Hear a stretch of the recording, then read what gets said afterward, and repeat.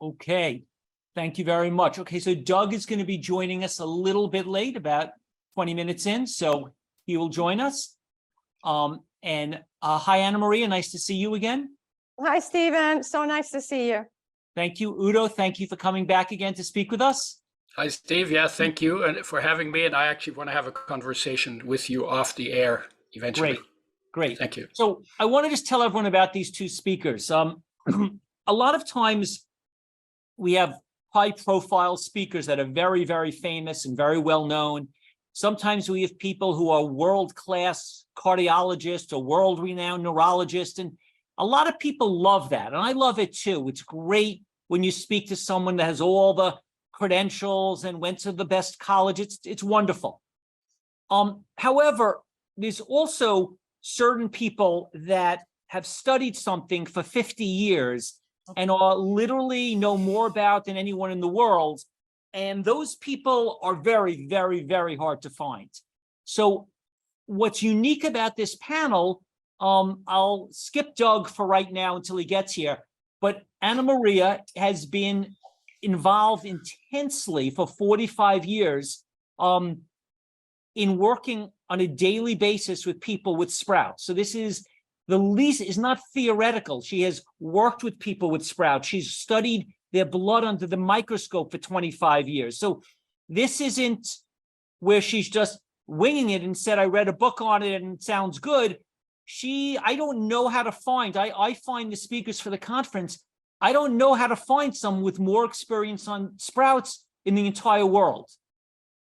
I don't know anyone in the world who has more experience with sprouts, and not just feeding people them, but then they study people under the microscope. So when her and Brian speak, whether you agree with them or disagree with them, I'm somewhat fascinated by what they say, because there's no one else who's done more, no one anywhere that we know of in any way that has studied sprouts more and the results, and not for a year, but for 45 years in a row, for 365 days of the year. They feed people this, they study their health. So when we talk about Anna Maria's knowledge of sprouts, she's the most experienced person we could find. And for those of you who say, okay, but big deal, who cares about sprouts?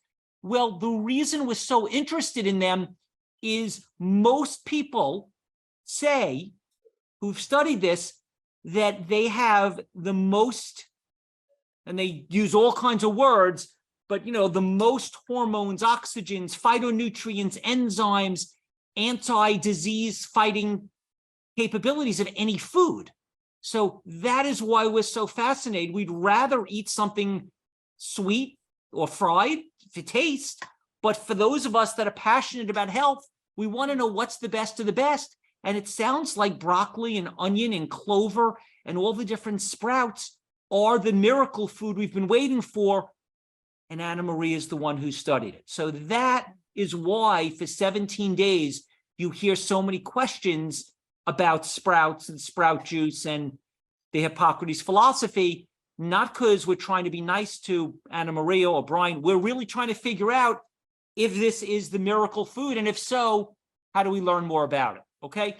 Next, Udo Erasmus is also interesting in not that he focuses on sprouts, but every speaker far and wide virtually stands up on the top of the roof and screams, whatever you do, do not eat oil. And they have big fat reasons and they sound great.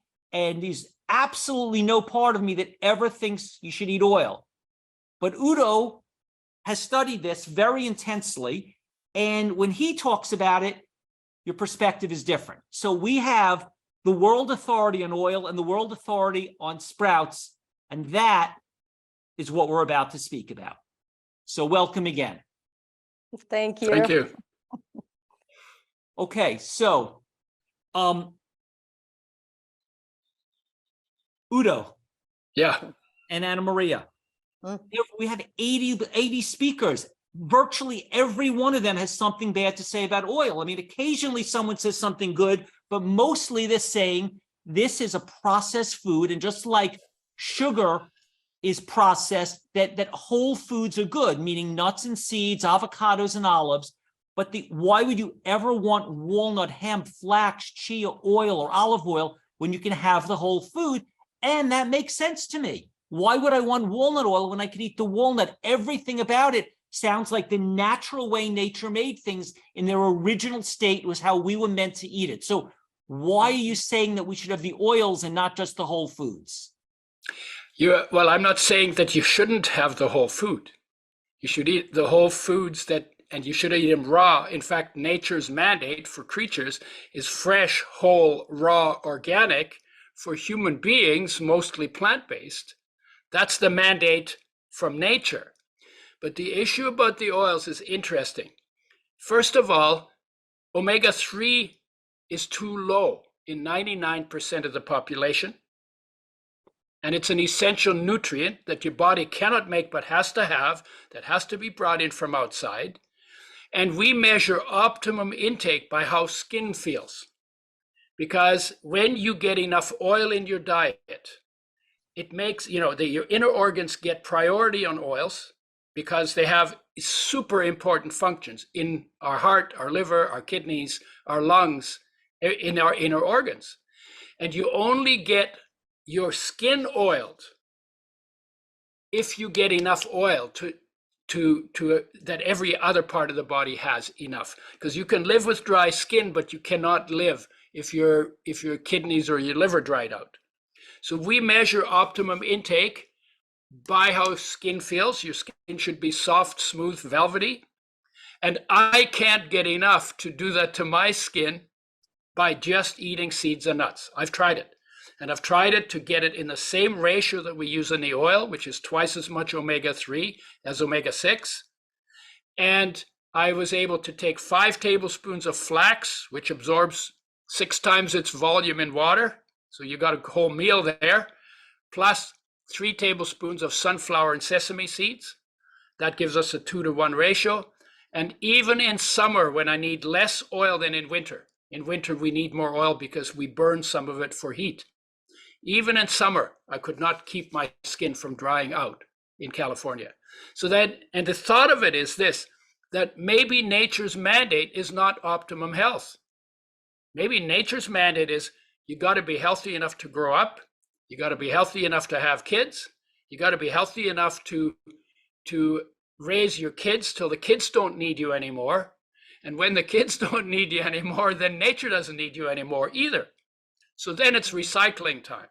And if you want to recycle people after the kids are grown, then you have to keep them suboptimally healthy so that as they get older, their biochemical machinery slows down, and so they age faster, and then they check out sooner. So that is the conclusion I came to. So maybe this idea that everything is best from nature may not be true for the length of life that you live on this planet. So maybe in a way we have to cheat nature a little bit, because I just turned 81, so I don't want to check out when I'm 45. But Udo, won't we get fat if every salad I put, 6 tablespoons of dressing with olive oil and hemp oil and flax oil? We don't want to get fat. No, well, that's the second thing that is completely confused. Most overweight comes from carbohydrates. You eat more carbs than you burn, your body has to turn the excess into fats. So I call carbs undeclared fats. And we think you eat fat, you're going to get fat. Well, that may be true to some extent for saturated fats, but the omega-3s that we emphasize, they actually turn on fat burning genes in the body, and they turn off the fat production gene in the body. They actually help you lose weight.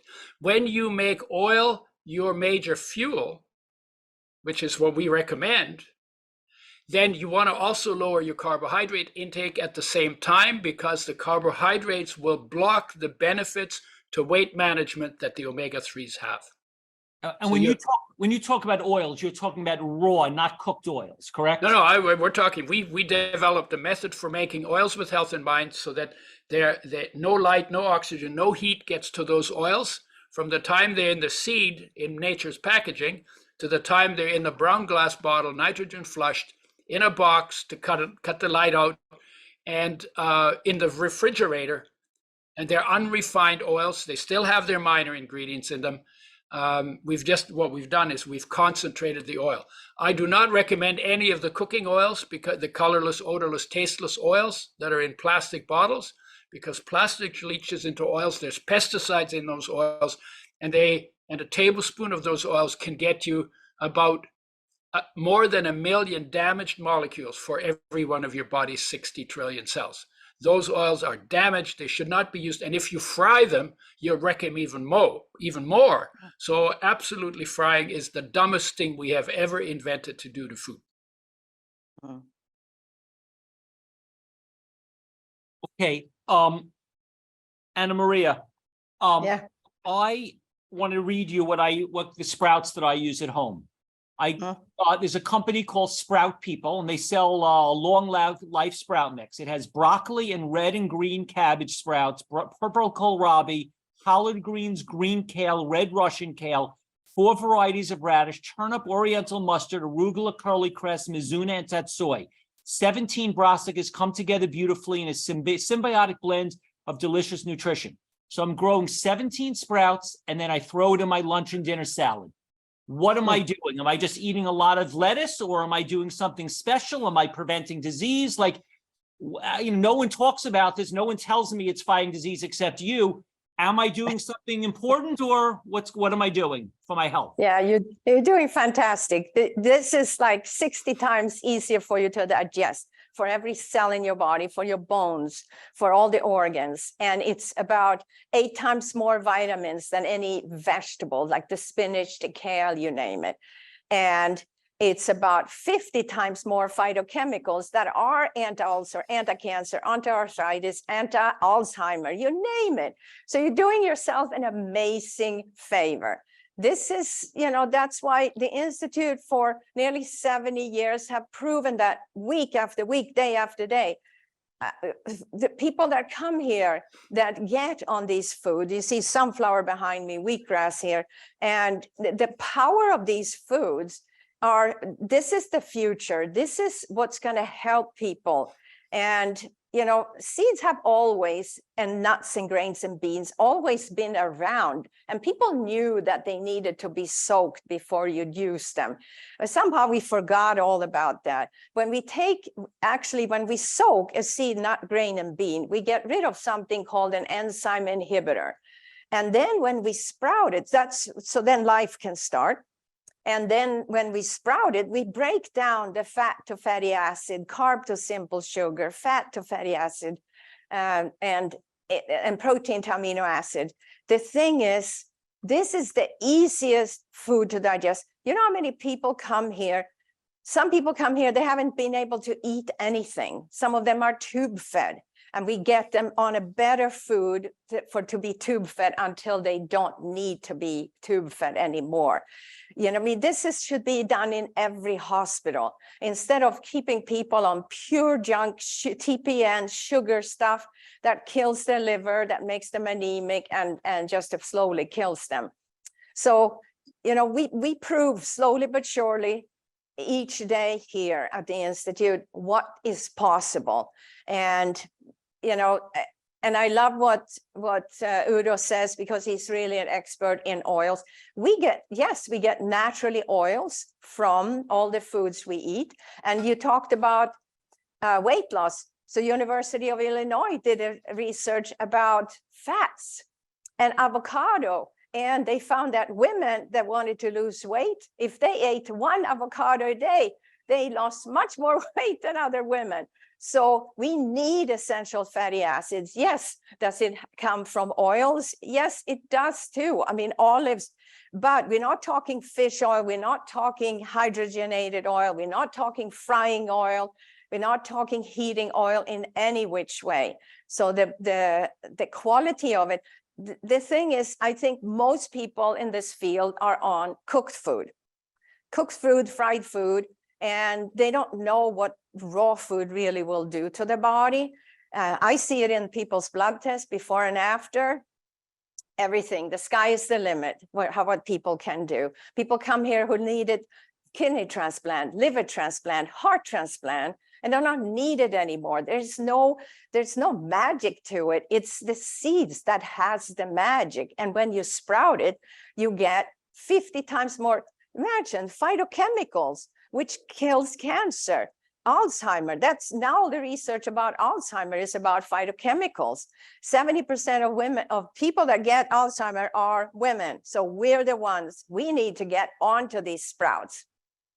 So Anna Maria, I accept everything you're saying, and intuitively the sprouts seem like I don't even ask questions. It's so obvious to me that this would be a good thing, but it's really, really hard to accept what Udo's saying. I've been brainwashed over and over. People talk about oil in such a negative way that I have like fear that I'm going to clog up my arteries, that I'm going to create a heart issue.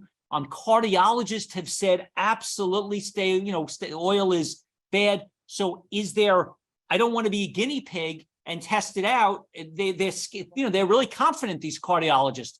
How many people have you told to eat sprouts with oil, and how many of them have done well, and how many have failed and said it didn't work, I ended up with a heart attack? I mean, I really don't want to be the guinea pig, even though I want to do what you're saying. Now, I've never seen anybody with a heart attack. We've seen people saving their heart.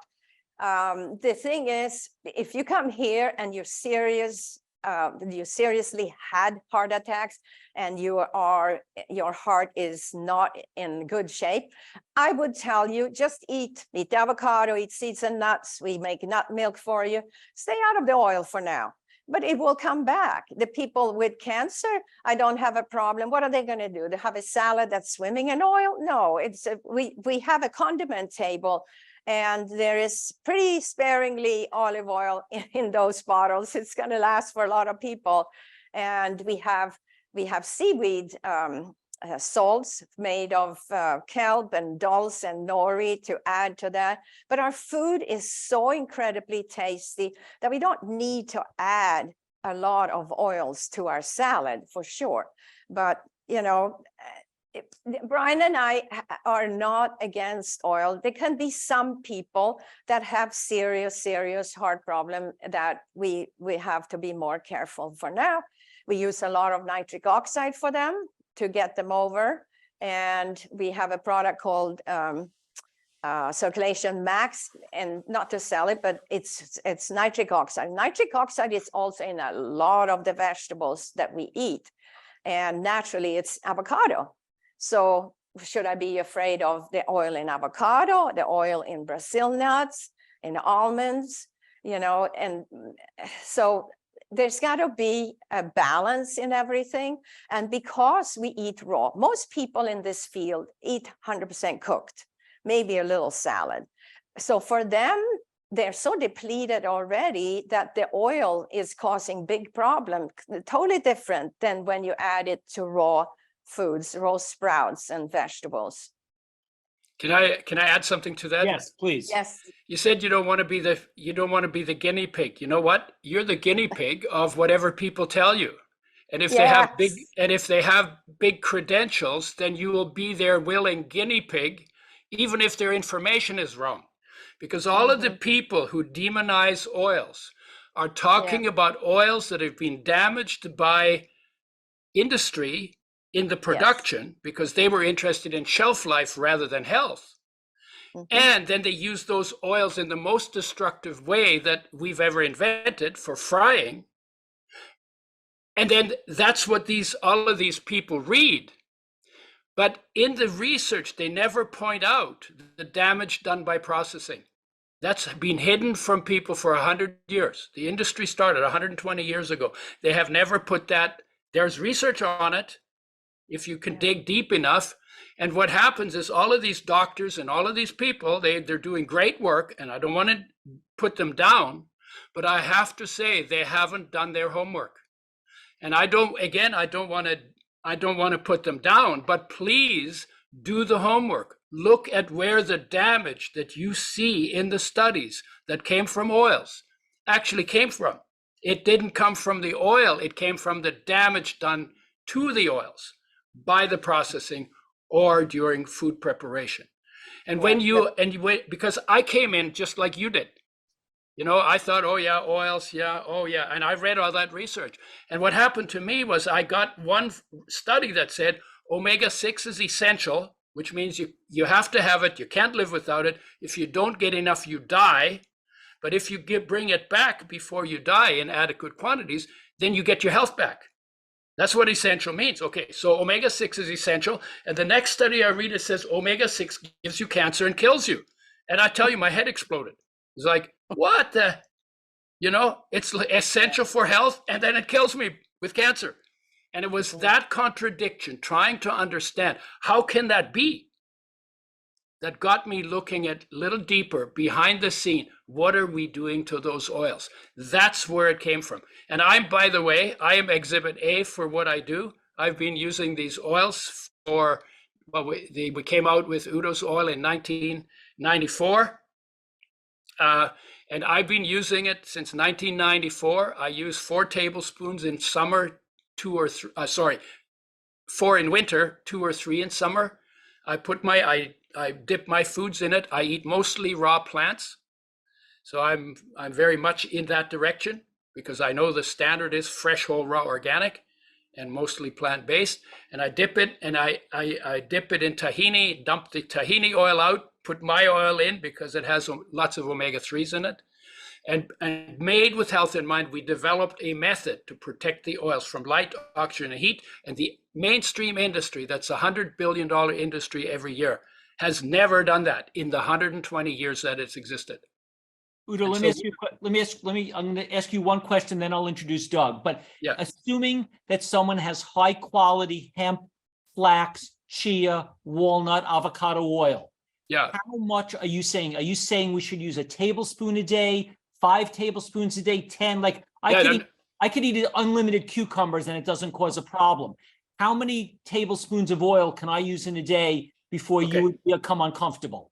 We recommend about 25% of calories, which is about a tablespoon per 50 pounds of body weight per day.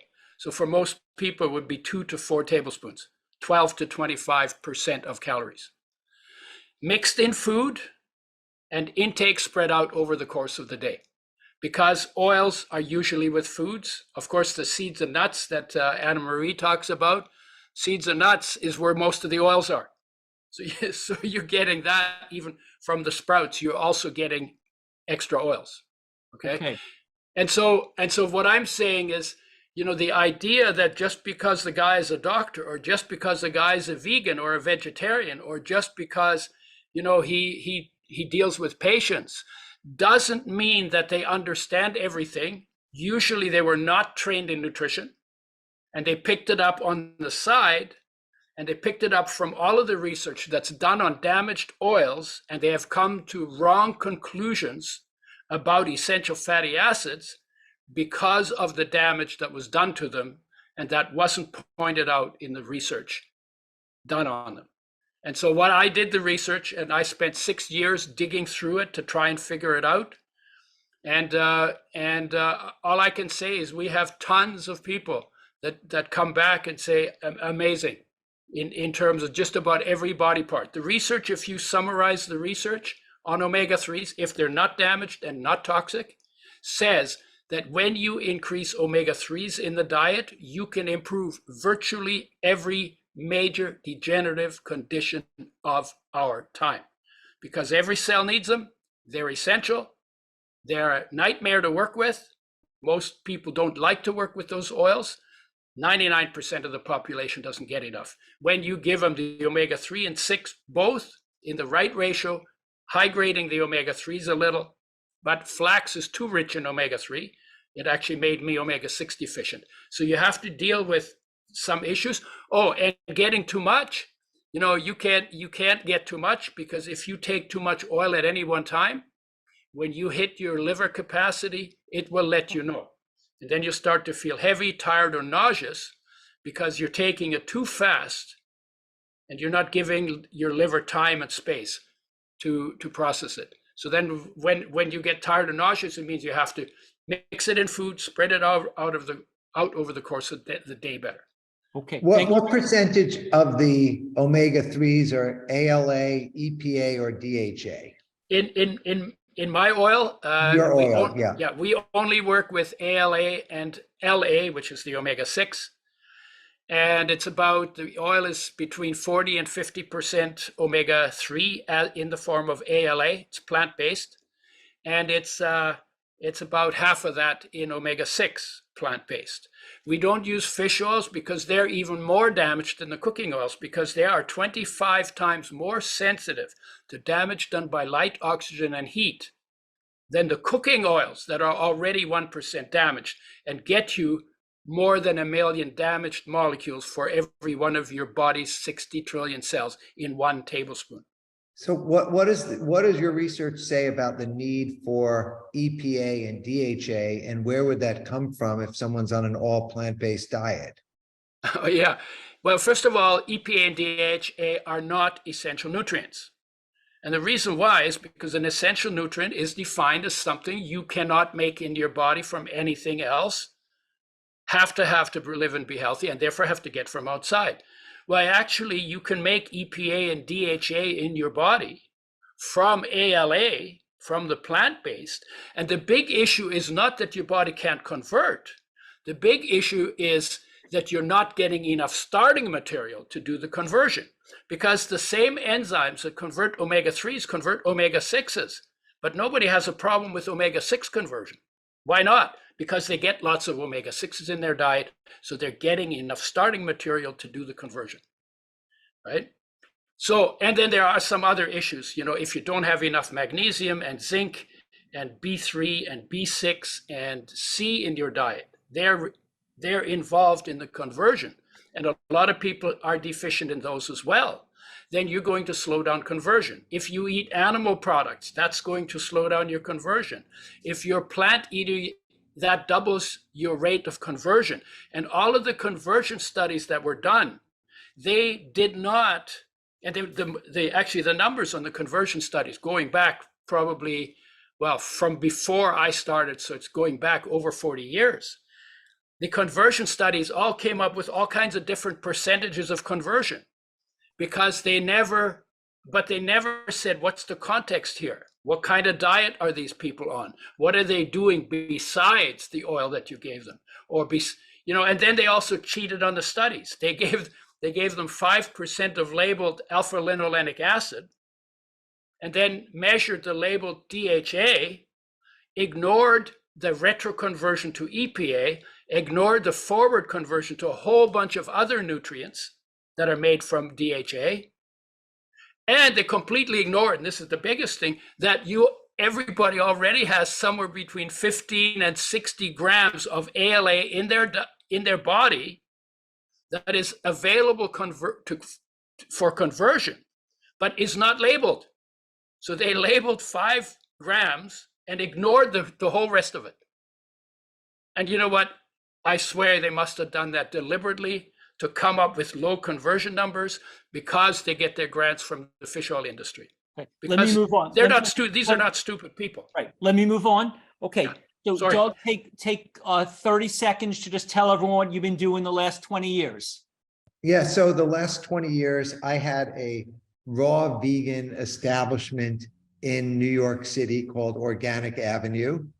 And we had 12 stores, and that's where I began my journey. And I started to sprout at the beginning of that journey. And I always thought of sprouts as a garnish or as a superfood, but I never thought of them as something more than that. And then I moved to Silicon Valley for 5 years, and I worked on a technology startup. And then I moved to the Mojave Desert, to Wonder Valley Hot Springs. And I realized not only was I in the desert, but I was in a food desert. And within a month, 30 days, in 6 jars, I was growing all of my own food.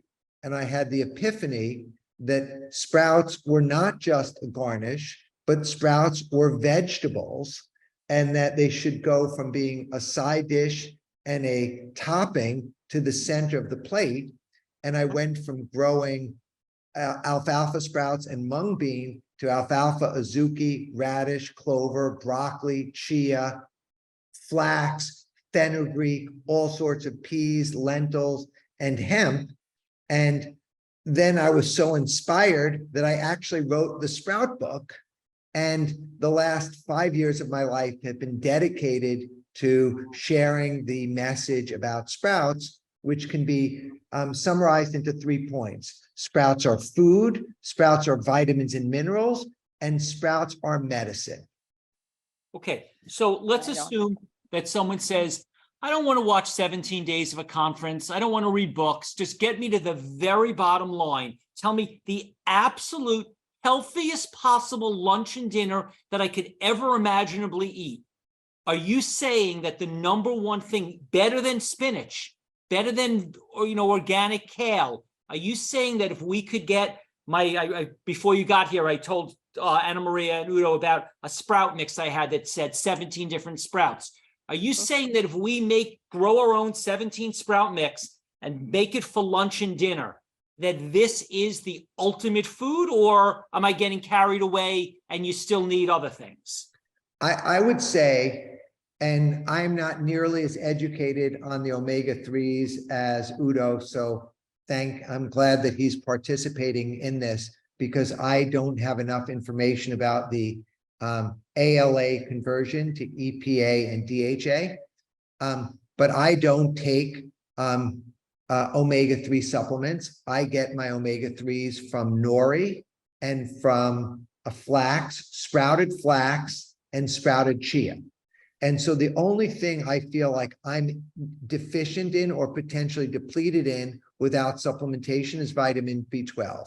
Otherwise, my insight is that sprouts are complete vegetables and that every benefit of the whole food plant-based diet could be achieved by eating sprouts. And certain sprouts like alfalfa sprouts, broccoli, and clover are very light in calories.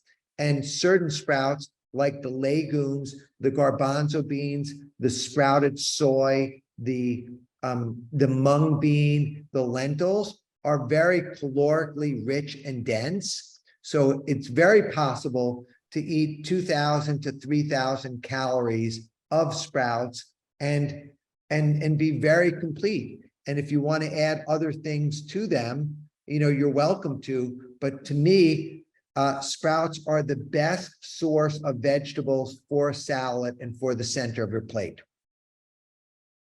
Okay. Anna Maria, are you feeling like sprouts are enough, or are you feeling like you got to add something else to the diet? We here at the Institute, we kind of have all kinds of arugula and spinach and kale and all kinds of lettuce as an add-on, because most of our buffet is sprouts. So the other things just make it more palatable for you, because these things. The sprouts, most people don't know. They're looking at the broccoli and the clover sprouts and the sunflower sprouts and the pea sprouts and buckwheat sprouts, you name it. And it's like, okay, what is this? And of course we teach. Everything here at the Institute is about teaching you. So step by step, we get you there. But, there is nothing more nutritious than the sprouts. So remember, it's 50 times more phytochemicals. Phytochemicals is the source now that science found about 30 years ago to be anti-cancer, anti-ulcer, anti-Alzheimer, you name it. So this is what we get, 8 times more vitamins than the spinach and all of them had. And this is not something we say. This is scientifically proven. And, when it comes to the oils, there is no GMO in the stuff we have. Everything is organic. We have a promise to every guest that comes here. Everything is organic. The juices are organic. Of course, we grow all the sprouts ourselves. So we know where everything comes from, and all the other vegetables, some of them comes from our own farm. We have dandelions from there. We have, of course, arugula, which is so amazing, rich in calcium. Anybody that's looking for calcium, eat arugula, eat a bunch of arugula. It's so good for you. So, but you're eating it with the sprouts. So our meals are, it's very much sprouts. I just had a big sprout salad myself. What you have behind me is sunflower sprouts. They're ready to be cut down and eaten tomorrow. You have wheatgrass, which of course, these are complete amino acid. So people are looking for protein. And because we do blood tests, so our medical team does blood tests when you first come in, and the last week could be 3 weeks or 4 weeks. We have a special 4-week cancer program now. And nobody's lacking protein here, nobody. And a lot of people come in, and especially the people that are on cholesterol lower, they're on Lipitor or any of those medications to lower their cholesterol.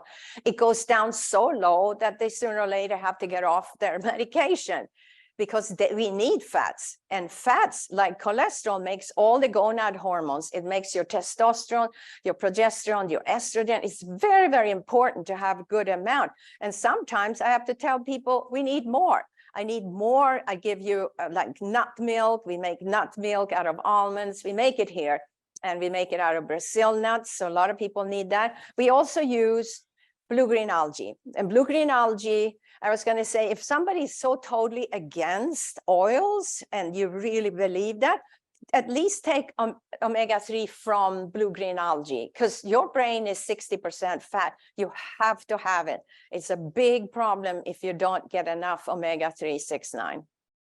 Well, Anna Maria, I want to ask you a question.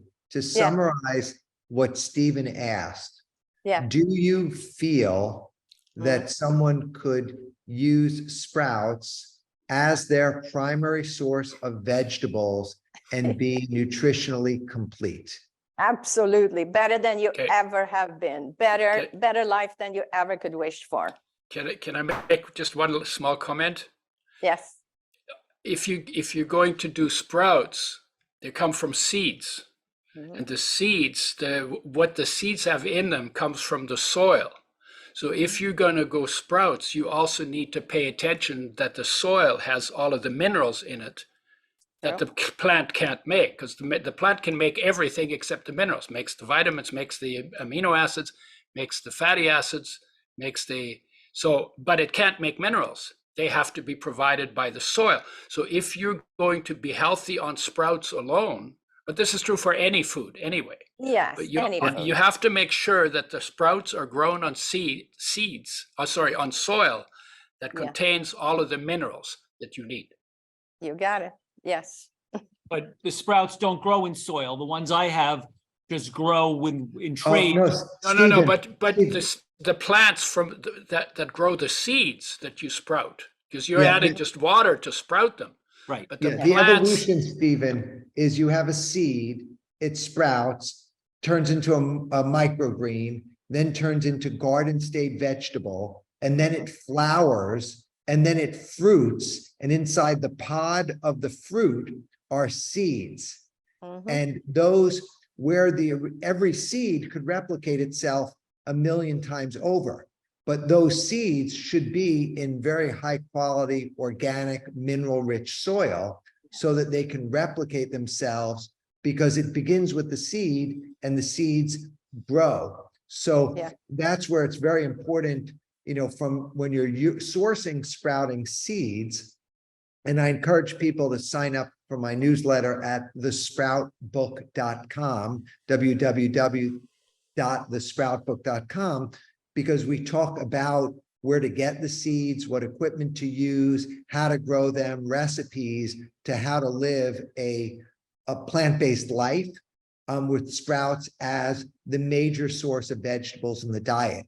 So we can go into that, but thank you so much for clarifying that, Udo. I concur that you want to have very good soil and seeds. One thing which I will tell you is the revenge of the seed is that they will not grow and propagate and flower and fruit if they're in soil that's devoid of minerals. That they just will become lame, and they may flower, and you may get market stage broccoli, for example, but they won't flower and they won't fruit, because a lot of the seeds in the soils that are overly propagated, that are going into dead soil, don't have the flora and the energy to go past the market stage vegetable. Okay, let me ask you this. Let me ask you the punchline of this entire panel and almost the whole conference. You were saying Doug wrote a book called The Sprouting Book. I read it. The Sprout book. The Sprout Book. I read it and I thought it was great. Anna Maria and Brian have written several books on sprouting. I'm all in. I think this is the thing above everything else. If I could eat sprouts, the challenge is I am not always full. So when you just said legumes, garbanzo, mung, lentil, soy, I'm very interested because I'm saying the clover, the radish, the onion, the sunflower, I know they're healthy and I believe it in my heart, but I have not been getting full eating those foods. So I am saying I want to be full on a sprout diet, so I'm calm. I'm not, nibbling on flax crackers all the time. So to get full on a raw food diet with a giant lunch sprout salad and a giant dinner sprout salad, and now Udo's letting me have oil, so that makes it much better. But how am I getting full on these clover and onion radish sprouts? Do I need more oil, or are you saying I need more of the heavy beans? Help me get full. Can I jump in first, because Sure, Udo. you're using the wrong signal. You're not supposed to eat until you feel full. You're supposed to eat until your hunger is gone. And if you eat till you're full, you may very well put on weight, because if you ask the people who are overweight and obese, what's your signal for stopping eating? It's always about, I feel full, or my stomach hurts, or all the food is gone, but you're supposed to eat when you're hungry. That's your sign to start. And your sign to stop is when you don't feel hungry anymore. And that's before you're full. So that's a whole other frame for what you guys are going to talk about with sprouts. Yeah. Well, I would say, Steve, similar to what Udo was saying, is that you need to eat until you're not hungry. And you have to understand that alfalfa, broccoli, radish, clover sprouts are very calorically light. So you're not going to get a lot of calories in them. Like 1 pound of those sprouts is only 100 or so calories. So active, burning a lot of calories with their brain, you need to have enough. And that's where I used the legumes, which are much heavier, like 8 ounces of garbanzo bean sprouted garbanzo beans is 250 calories and about 20 grams of protein. And that could be more filling. And it's very easy to have a cup of green pea sprouts. I love green pea sprouts. I love the lentil sprouts. They're crunchy. I love the garbanzo sprouts. My only and favorite way of eating soy is sprouted soybeans, black soybeans and tan soybeans sprouted. And you easily, with just a few handfuls of those, spread a couple through 2 meals, you're getting well over your 2,000 to 3,000 calories, and you will feel satiated and satisfied. But you're not eating enough sprouts, Stephen. Anna Maria, do you use soy sprouts at Hippocrates? No, but we use all the lentil and all the other beans, and beans are great. Sprouted beans, it's amazing nourishment. And I wanted to tell you a story. We had in November, we had one of our former guests who came here a few years before with stage 4 colon cancer, and he got on our diet. He just had surgery. He decided not to do the other treatments, and he came to us. And so then he came back here in November, and he says, I'm staying with you for 9 weeks, and I'm going to be in a bodybuilding competition. And we could not believe it. So he got a special trainer. He lived 100% on our buffet. And he counted, his trainer also counted that he got 1,500 calories a day from our buffet, and that he, being in the bodybuilding, had to lose 20 pounds. And this was not a big guy, but he needed 20 pounds of fat off. And so, which means that he had to work out and get rid of 2,500 calories a day. He said, oh my God, it just about killed him, but he did it. And he built up 4 pounds of muscle during this time with the bodybuilding and our diet. And he won. He's 74. He won the 60 and came second in the 40-year-old. So in the 60-year-old, he won. I mean, this is, so he proved for everybody. It was just so amazing. First of all, he's cancer-free and he is a top-notch bodybuilder and 100% on our diet. So, you know, people look at it as we are extreme, and it takes extreme measures to live today.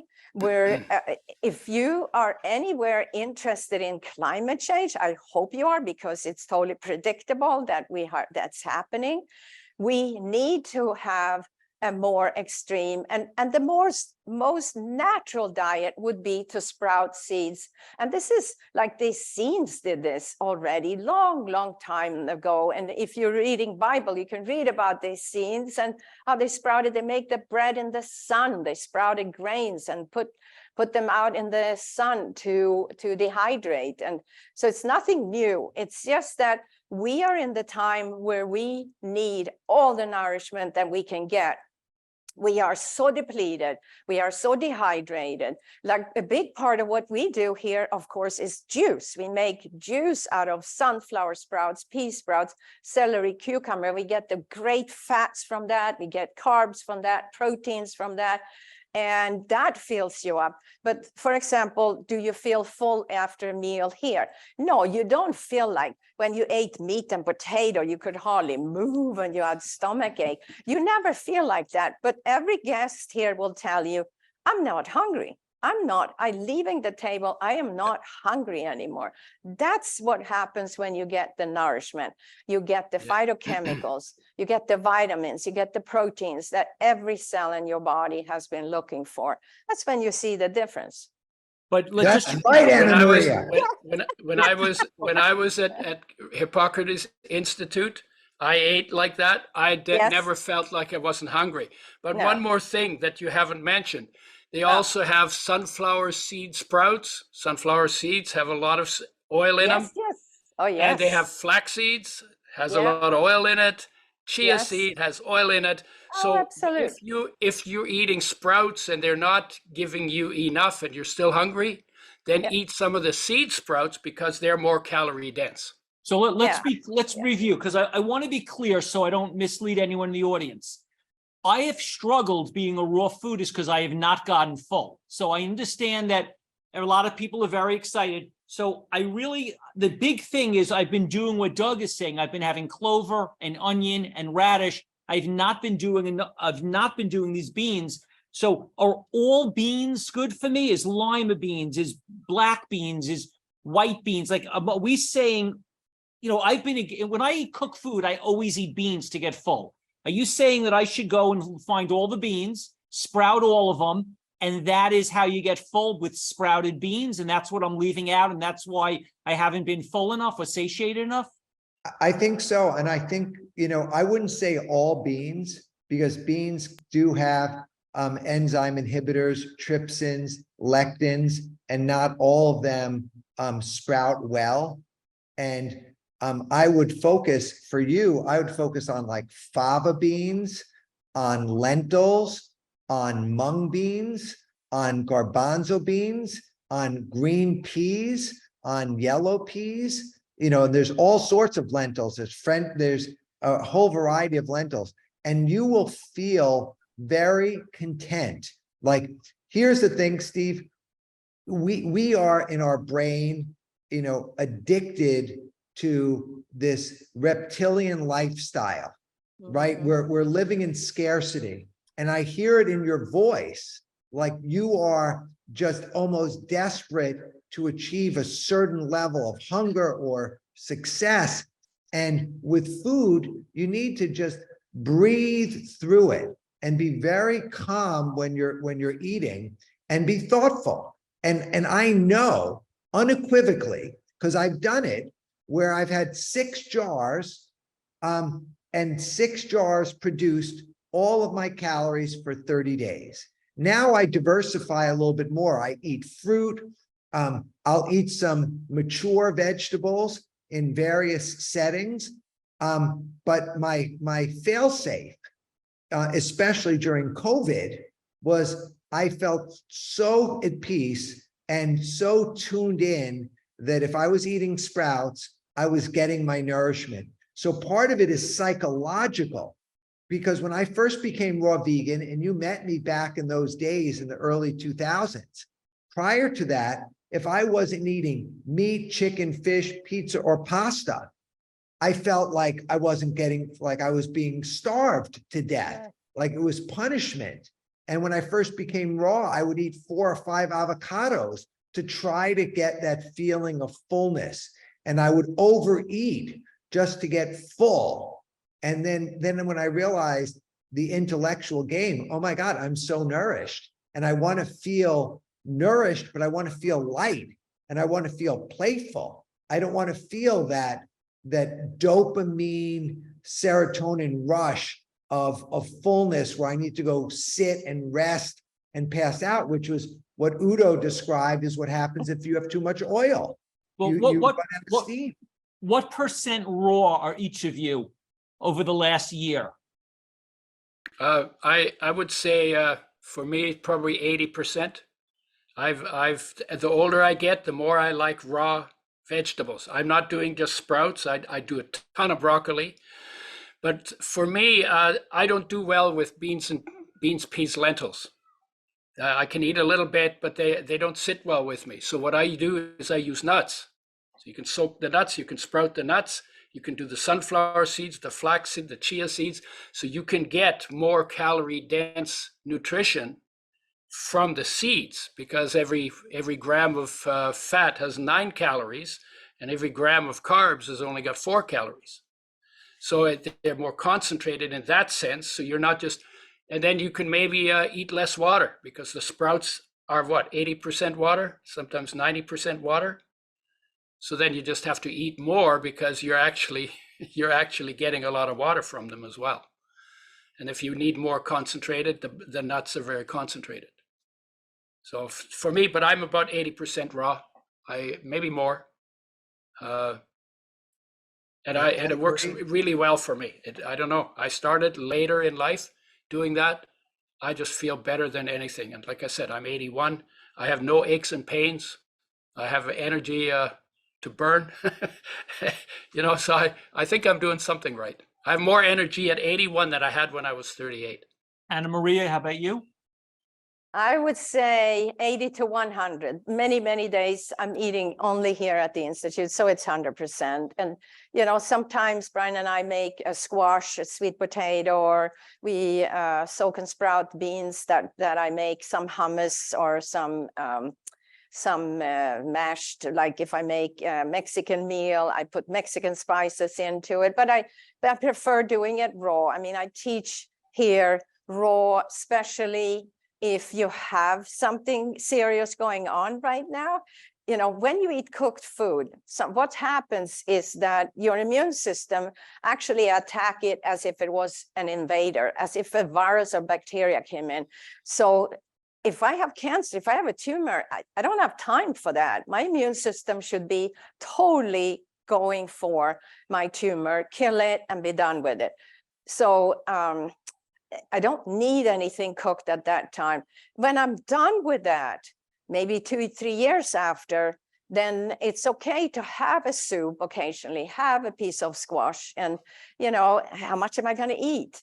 When you eat a salad like we have, there's not much room for cooked food. So it kind of is a trick on yourself. The more raw you eat, the less cooked you're going to eat. So that's it's not a big part of my life. It's just an add-on. I did many years 100% raw. I thought I never eat cooked food again, but it's just somehow walked back into my life. And do we have to have cooked food? No, we can be 100% raw and be very, very healthy and happy. It's something that each person individually can choose. And between the raw juices that I drink twice a day here, And the wheatgrass, 2 ounces of wheatgrass is worth 5 pounds of vegetables on a plate. So I get a lot of nourishment. So most of the time, I have no need for the cooked food. And it's, I would say weekends, sometimes the cooked food walks in after a big salad, but there's always big salad. But I only eat 1 meal a day. So I drink a lot of juices, a lot of water, and lemon water first thing in the morning. Of course, we also take a lot of supplements. And like you said, B12, there is not enough B12 in any of the foods. Meat, fish, chicken, sprouts, you name it. B12 we all need to take, and that has to be soil-based because B12 is not a vitamin, it's a bacteria. So it has to be soil-based bacteria-grown B12. Otherwise, if people don't want to take other, it's up to them. We have a core kit that we give each guest, and we do put enzymes in there. We put probiotic, but of course, probiotic doesn't work without these things. You need prebiotic. That's what you get from these.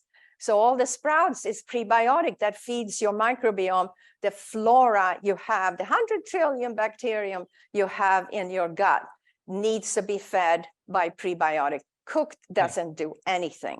Thank Cooked you. doesn't do anything. Great. Thank you. Doug, how about you? What I'm percent? 95 to 100% raw. I like artichokes, and so Yes. those I'll eat steamed. I really like those. And my go-to travel polite food, if I go anywhere else, I like steamed Brussels sprouts. And at home, I'll shave them. But if I'm out, I will eat them cooked. Otherwise, I really don't like any cooked food. Vibrationally, I love fruit and I love sprouts. And I find it to be like a success for me every day. The more fresh, raw, organic foods that I'm eating, like I just love it. And the other stuff, I know that I cannot overeat raw food. Like I could eat 12 mangoes and I could eat, 2 pounds of sprouts. But if you were to give me cooked vegetables or that were cooked or fried with seasonings and salt and oil and sugar, I would weigh 500 pounds. Doug, are you concerned that Anna Maria and Brian repeatedly say that the fruit's been hybridized, it's feeding yeast, mold, fungus, candida, and cancer? I've asked Brian this 100 times. He says they've looked at it under blood, under microscopes, and this is basically what they say. No other speaker, Gabriel, Anna Maria, and Brian, are saying this about fruit. Every other speaker is saying that's crazy. There's no studies on that. You should have as much fruit as you want. I'm not on their side. I want fruit to be okay. I love fruit, so I'm hoping that someone will convince me that it's okay, but I am influenced by them. Well, I would say, Stephen, if you were immune compromised or you were challenged with a chronic illness, like cancer or the like, then there's no room for fruit in your diet. If you are, in your 50s and you've been eating healthy and raw without any major chronic illness, like myself, fruit is fine. If I were going into more intense healing mode, I would go all on sprouts and all on vegetables. So you can get, like, the interesting thing, and I'm about to post this video where I make sauerkraut with raw organic cabbage and celery juice as the mechanism for getting the salt. So I'm using the naturally occurring sodium in the celery to make the celery juice to form the sauerkraut. And there's so much you can do with vegetables, and vegetables are much more steady. You'll be steady. With fruit, like you eat, and by the way, it's almost impossible to find organic watermelon with seeds, non-hybridized, because it's so much more profitable to have seedless and conventional, and people are lazy. And watermelon seeds, the big black seeds, are a joy for me to eat. Yeah, that's But because I that's think where that that's where the oils are. in Yes. the oils. And so I think, Stephen, if for me, if I can have wild blueberries, I can have organic fruit that I'm getting from a local farm, right? I want my food to come within driving distance, you know? So if I can have that, and I know the farmers, I enjoy and I pleasure in fruit.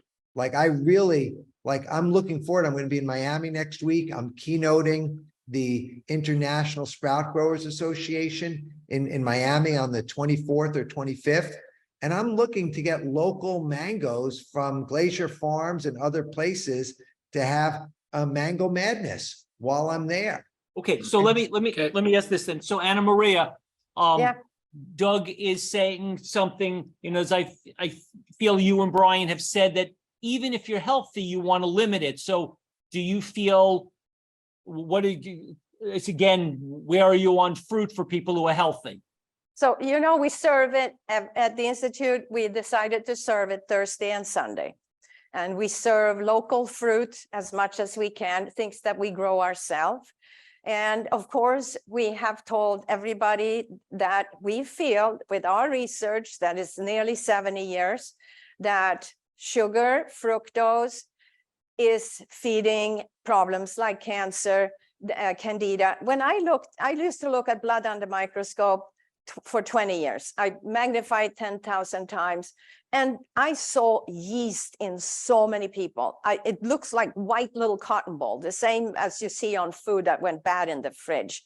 And imagine, this is microscopic, and you see it, and this is not easy to clean. This takes years to clean. So for a lot of people that have chronic fatigue, they have yeast infections, candida, they have cancer, they have other viral, maybe they have Lyme disease. We're going to be very strict with you, and we're going to tell you that what our research is that we want you to be fruit-free, not forever, but for a few years until you get over the hump and you're in a much better place. And you will thank us one day. You will say, you know what? Now I enjoy the blueberries. Now when it's time, when it's local and I can pick the blueberries, or they picked right now, that's the perfect time. Human beings could only eat fruit 2 months a year because we did not have fruit. If I lived in Sweden, where I'm from, we only have fruit 2 months a year. We have the apples, blueberries, raspberries. We couldn't eat it. We didn't incorporate or get it into our country a long time ago. We had what we had. So let's say that we have 2 months a year that we can enjoy it if we're not dealing with cancer or other bacterial or viral infections like so many people have today. So that's why it sounds like we're totally against it. We're not against fruit. We're against it at certain time in our life. And you realize that it's hybrid. It's at least 30 times more fructose, more sugar than it was 100 times a year. And of course, none of us like tart fruit. The clinic I ran in Sweden, we had an apple orchard. These trees were very old. They were tart. These apples were not sweet and nice. Actually, one tree was called transparent apple. You could see right through it. And of course, that's where we all hang out. But I had to pick blue apples from all the other trees, and I stored them in a root cellar for a long time, and they stayed really good. But we have hybrid them. So we don't like tart, we don't like bitter oranges. We like really sweet oranges. So this is what we've done. So we got to be careful. There is a time for everything, and the fruit will come back, and blueberries and all the berries, of course, are the best source, especially to start with. But if you live up north and you have beautiful apple trees and apples, enjoy them if that's where you're at in your life. But sometimes we take a few years off, and that's not a big deal. Okay, let me go on to So let me go on, Udo. I want to go on to the next thing. I'm sorry, it's only a few minutes. So in terms of oil, if we're at home now and we've got it tomorrow, we want to get oil, can we go and buy organic chia, flax, hemp, and olive oil. Is that good enough? Or are you saying, no, that is, even if it's organic, it's cold, it's in a dark glass bottle, it's still problematic? Or are you saying that's okay? You can't find most of the oils that you just talked about that you want to find. You can't find them in glass. Most people use plastic to package their oils, but then the plastic leaches into oils because oils swell plastics and make them even more porous. So it has to be in glass. They should be refrigerated because they're sensitive. So if you want to go and get good oils made with health in mind, you literally have to find them in a brown glass bottle, in a box to cut the light out, in the fridge, in the supplement section, in the health food stores. So if we don't buy that specific, so again, what does a person tomorrow who wants to get oil do? One, they could go get Udo's oil, which is in a box and everything. If they don't buy your oil, what oil can we get? I mean, I get olive oil from Bariani olive oil. It's in a dark glass bottle. He stone crushes them at low temperature. Is that oil good? Yeah. What's good about that kind of olive oil, it hasn't been damaged by processing. What's bad about it is had 0 omega-3s and only 10% omega-6. And 90% of it is or 80% of it is monounsaturated omega-9, which your body can make out of sugar and starch. So you don't need that in your diet. Okay. So in terms of what's the best oil for us to buy, we go to the store tomorrow, we can look on the internet. Do we want walnut oil, olive? What's the top, in order from best down the list of what oil we would want to get? Assume we want it organic, we want it in a dark glass bottle. What's the very best types? I would have to tell you Udo's oil, Udo's oil, Udo's oil, Udo's oil. And if you can't find that, then eat the seeds and nuts that the oils are made from. Because if the seeds and nuts are not roasted and salted and are fresh, then you're getting your essential fatty acids undamaged. Should be organic as well, of course, right? And and if you eat too much fruit, you're going to get fat. I get fat on fruit, so I have to limit fruit. Even though I'm healthy, I have to limit fruit. And berries are better than apples and all the big fruits. And if we get oil not from Udo's, we go get a good dark glass bottle of organic olive oil or hemp or flax. Is this neutral, or are you saying this is dangerous, rancid, bad? How much do we have? No. The olive oil might have a little bit of rancidity. The process that's used is different. The damage is not done. That's done to all the colorless, odorless, tasteless oils. But 99% of the population doesn't get enough omega-3s. And you ain't going to get them from the olive oil. So the downside is it's low in essential fatty acids, which is the only thing from oils and fats that you need to have in your diet, omega-3 and omega-6. So olive oil is not a good source of those. But will it hurt you? It'll hurt you if it's a replacement for omega-3 and 6, but if you've optimized omega-3s and 6, then you can eat some saturated fats and some monounsaturated fats, and the essential fatty acids will actually protect you from the negative effects that saturated fats can have when you're omega-3 deficient.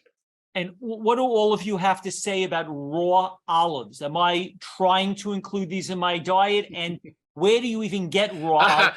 Like olives in the store seem to be, I think, pasteurized or cooked. So 1, are olives okay? 2, do they have to be raw? 3, where do you get raw olives? And 4, does it matter that they're in salt? I can tell you where you can get raw olives. I was in Spain and in Portugal. They grow on trees. But when you take raw olives off an olive tree, they are so bitter you can't keep them in your mouth. That's why they soak them in lye to get the bitterness out. So getting raw olives, you can't. There's ways you can mess up olives, but raw olives, no, I don't think so. The leaves are as bitter. The leaves of olive leaves are bitter, and olives themselves are super, super bitter. That might be good, but it's not if you can't keep it in your mouth. Okay.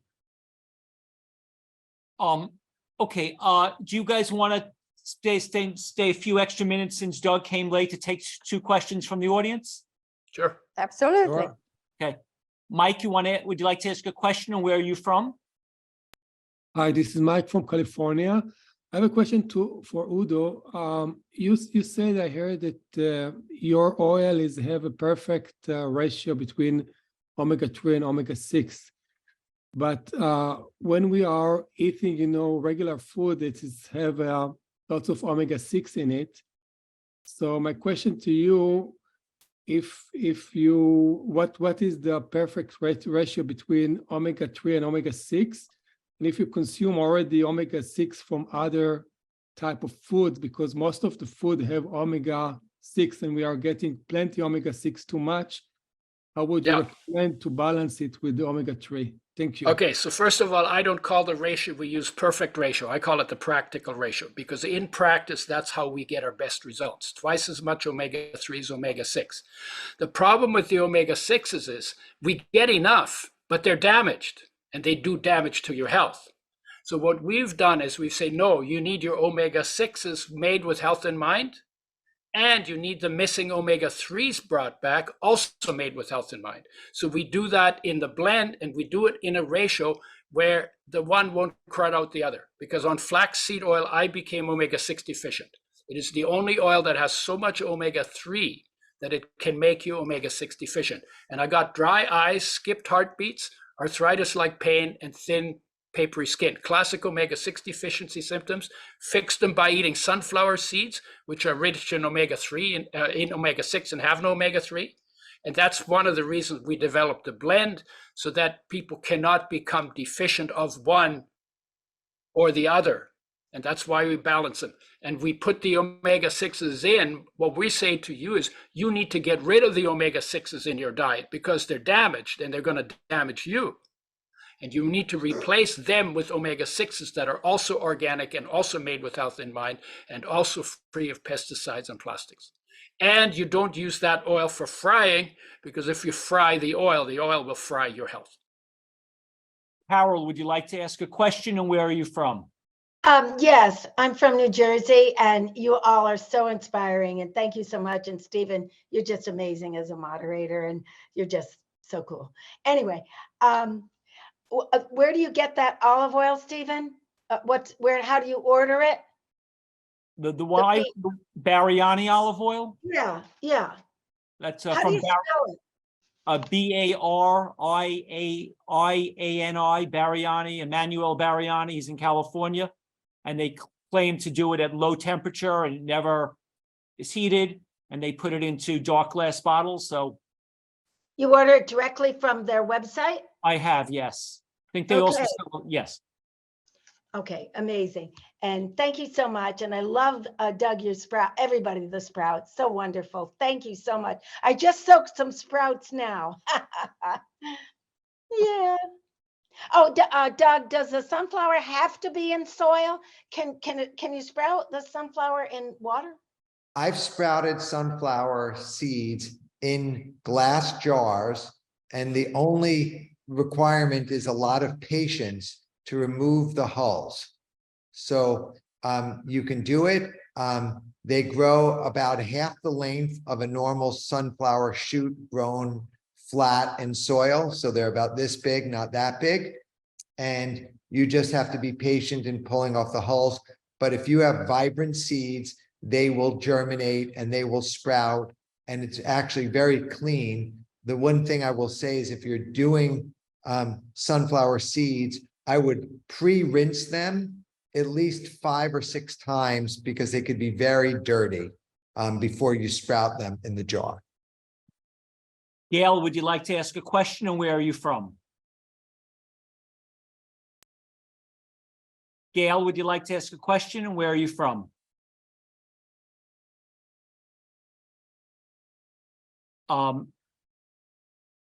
Rochelle, would you like to ask a question, and where are you from? Yes, hi. I'm from Long Beach, New York. And what I wanted to ask about, I was getting like all these different sprouts. I was getting excited listening to all the different things that you could sprout and the variety. And I go to the farmer's market and I buy sprouts, but it's not the variety that you're talking about. So I wanted to know where to purchase I'm too lazy to do it myself, but where can I purchase sprouts from? Yeah, Rochelle, I would say you are not too lazy. You're just not motivated enough. And what I would tell you is that the varieties that I'm talking about are such niche that people are not growing them and selling them commercially. So it's very rare. Maybe if you're in San Francisco or Santa Monica farmers market, you can get some of these niche. But in general, if you want those, you can have it. You can check out Donnie Greens, and he'll do the microgreens, you know, in Long Island for you in that. But I think that it's so easy to sprout in a jar. It takes about 5 minutes a day, 2 minutes in the morning, 2 minutes at night, and 1 minute of just marveling at how they're growing so quickly. So I would encourage you, you could check out the sprout book. I cover all the sprouts and the widest sprout in there, but you can also find a lot of information online. But it's easy and you can do it. It's 5 minutes a day. I would recommend Perfect Foods. They would deliver everywhere in America. And we worked with them a long time. They've been around a long time in New York, but they deliver, they will ship it out to you everywhere. So you have great help from them and gorgeous organic sprouts. And I also wanted to say E3 Live, which is our favorite blue-green algae, is amazing omega-369 too.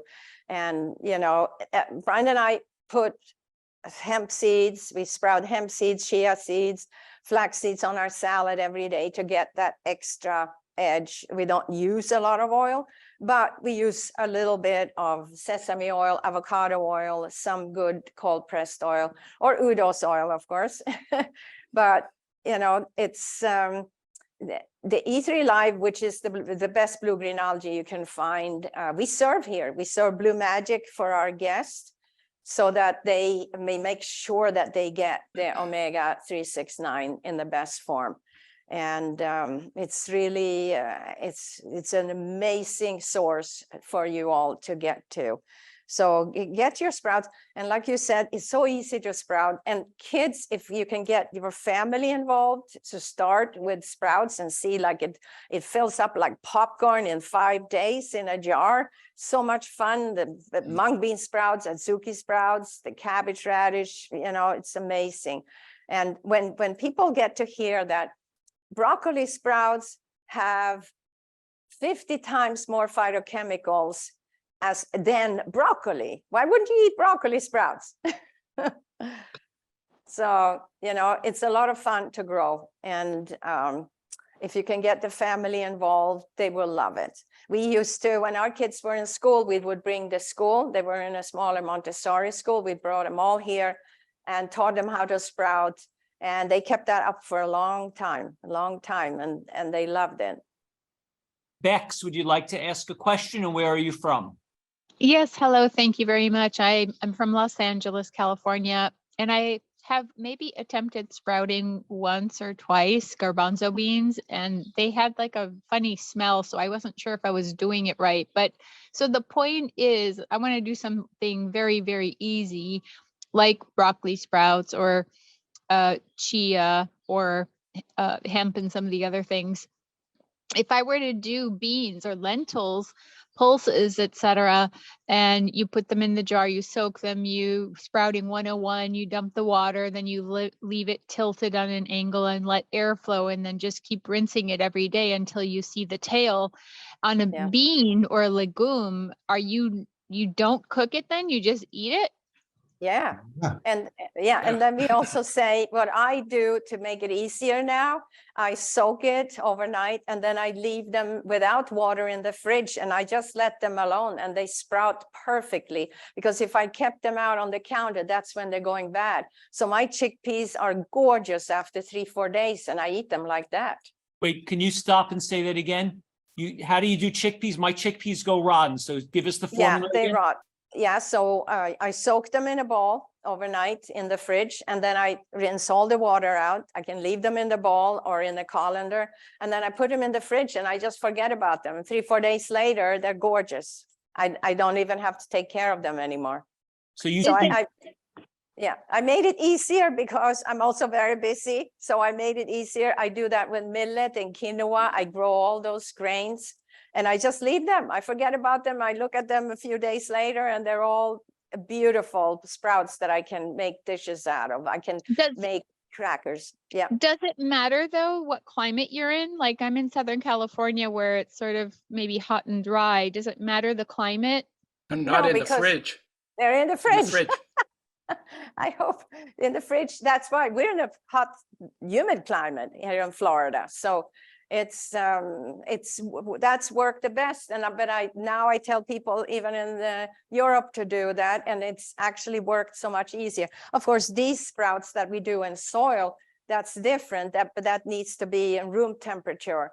But all the jar sprouts, I just put in the fridge, and your fridge will be pretty empty in future. There'll be no cheeses and butter and yogurt and kefir and meat and fish.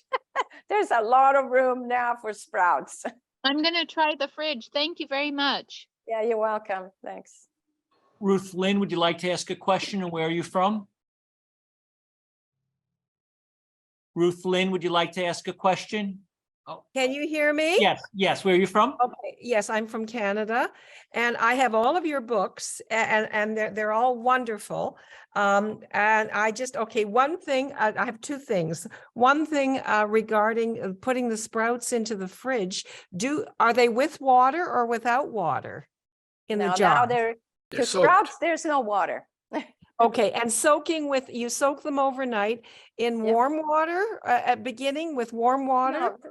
No, lukewarm, cold water, it's okay. Okay, and would you put citric acid in there? I think Doug, in his book, maybe it's not citric acid, it's something that you put in this. Well, what I was talking about is a surface level seed sanitation of the seeds. So if you're getting the seeds, I mentioned you could soak the seeds for 5 minutes in hydrogen peroxide or grapefruit seed extract or hypochlorous acid, or even, I'm saying this here and I know everyone's going to roll their eyes, even bleach for 5 minutes to reduce the potential pathogens on the surface level of the seed. And then you rinse them off several times. So that's just an extra added area of precaution. Because seeds could be contaminated, and so you want to do that. Thank you, Udo. I just don't want to be cut off. I've got a bottle of your oil. I got it out on the 21st of January of 23. Do I have to? And I didn't use it all up yet because you know what, I've missed a lot of days. Do I have to throw what's remaining out, or let your tongue instruct you? If the oil is bad, once you open it, we say use it within 8 weeks. But I've had oil 14 months old and still usable. The taste goes off when the air gets in. When you open the bottle, you get oxygen in that gradually starts to react with the oil, and that's one of the reasons we keep it refrigerated between uses. And if it's too much reacted with oxygen, it'll become bitter and scratchy, and you will not like the taste. If it's 2% reacted with oxygen, you will spit it on your shoes because it'll be disgusting. So let your tongue instruct you. Let your tongue instruct you, so that's the easiest way to tell. Okay, all right, fine. Thank you very much, all of you. I just love the three of you and and the way you have presented your particular passions. Yeah, I'm learning a lot. Thank you. Thank you. Doug, do we have to be concerned about that? I wasn't planning on washing my seeds in something. Is this something that you feel strongly about? Because this is an extra step. I think that if someone has some sort of reason to have extra concern, then this is the way to mitigate it, is through surface level sanitation. If you're buying organic premium sprouting seeds that have been tested for pathogens and tested for germination rate, that's very different than if you're going into a bodega and buying them from the bulk bin where they could have had mouse droppings or the like inside. Got it. Janine, would you like to ask a question, or where are you from? Hi, I'm Janine. I'm from New South Wales in Australia. My question is to Udo. I'm very interested in your oil. However, is it available in Australia? Yep. It is? Yep. Oh, So you find fabulous. it- So I don't have to find order it online. And, You find it in the health food stores. Thank you so much for that. That's my question. And thank you all for your wonderful information. I've just started my sprouting journey, but I've always been afraid of oils, particularly with the discourse that is always around oils. And so listening to you has been very enlightening for me. Thank you very much. Thank you. Gail, would you like to ask a question, and where are you from? Gail, would you like to ask a question? Steve, would you like to ask a question, and where are you from? Absolutely. Steve from Rockaway Beach, New York. Following up with Doug, does vinegar count for disinfecting those seeds? You know, I'm not worried about mouse droppings, but maybe trying to get a leg up so my sprouts don't get as funky as quickly. I think that white vinegar, also known as glacial acetic acid, will potentially remove pathogens on the surface level of the seed. So you can wash it. If you soak them too long in the seed, in the vinegar, it will affect germination. If you want to do a final rinse of your sprouts to bring down the microbial load with a vinegar, that could be an effective way of lessening the microbial load. And then you would rinse it off so they don't taste like vinegar thereafter. So you can do that. Most people don't. You could achieve a very good reduction of pathogens just by using a salad spinner and 2 or 3 rinses with water. How about apple cider vinegar? Apple cider vinegar does not have the same concentrated acidic benefit to lessen the microbial load, for the purposes of sprouting, due to the particles and the amount of dissolved solids in the apple cider vinegar versus the white vinegar. Thank you. Thank you, Steve, and nice to hear another East Coast voice. Okay, so let's finish up with each of you take 30 seconds to make a closing comment, and then how do we stay in touch with you, follow up with you, get your books, find out about your programs. Udo, why don't you go first, then Anna Maria, then Doug. Okay, the book is called Fats That Heal, Fats That Kill. You can get it on Amazon. It's been around for a bit. It's still pretty much the definitive book on oils, made with health in mind. We developed that machinery. And if you want to get in touch with me, Udo's Choice, UDOS choice.com.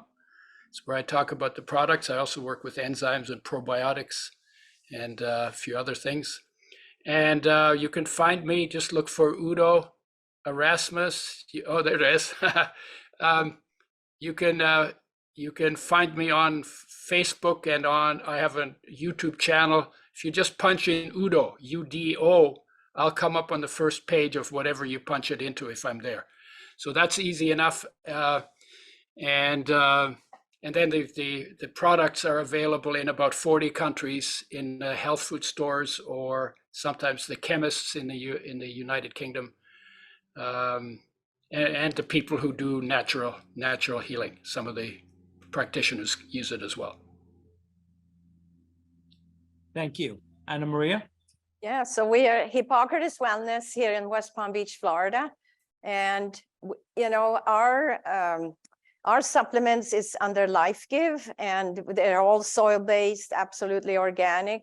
And I think finding out about what supplements you need, of course, there are, here at the Institute, it's individually consulted, but things that most people probably need because we're not outdoor enough is vitamin D, B12, probiotic enzymes, digestive enzymes especially, algae. We're very much for blue-green algae and chlorella and so on. And there's so many different things.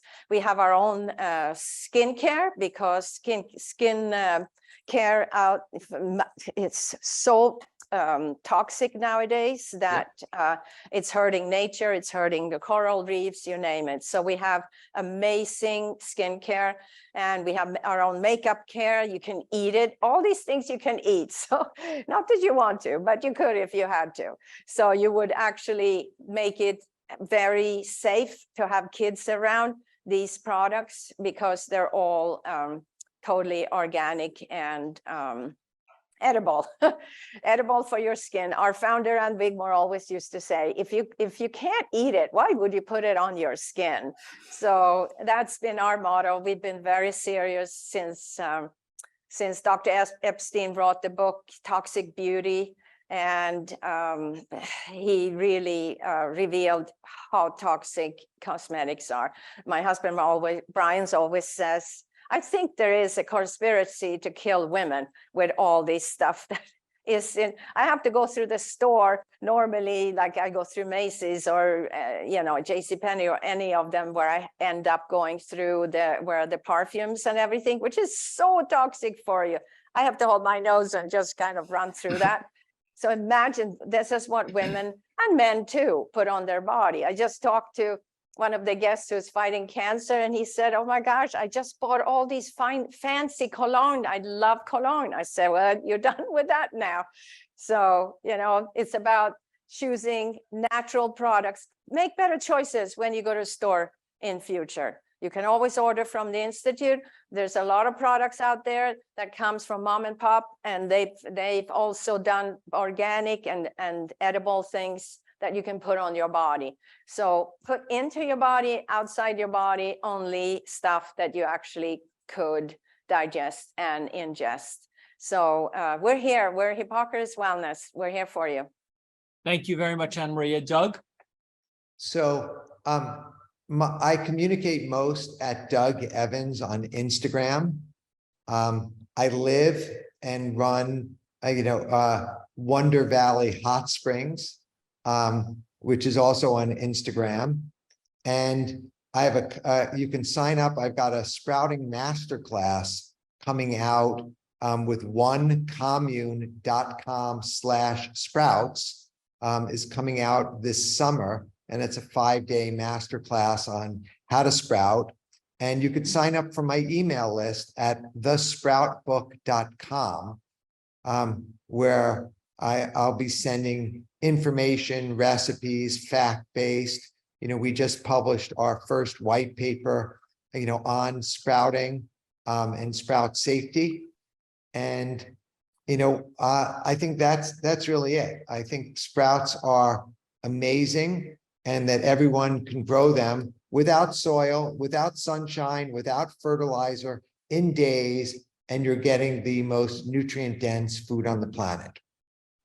So I want to thank all of you for coming and speaking tonight and sharing your information. Some of this information, it's like we don't want to spend 30 years figuring out. So the fact that you tell us this and help us prevent disease, we're very grateful. You're all very knowledgeable and articulate, and we are lucky to have you available to us. And I spend a lot of time searching for vitamins, supplements, foods. So I don't take it for granted how hard it is to get access to the best information, which is what you all have. So I'd like to unmute everyone. So anyone who would like to join me in thanking you can also let you thank. Well, thank you, Steve. Thank you for Yes. your initiative. What a Thank you wonderful for giving us a panel. voice. And everyone, and I'll be looking into these products. Thank you. Thank you, Doug. Udo. Thank you, guys. Thank you. Thank you, Stephen.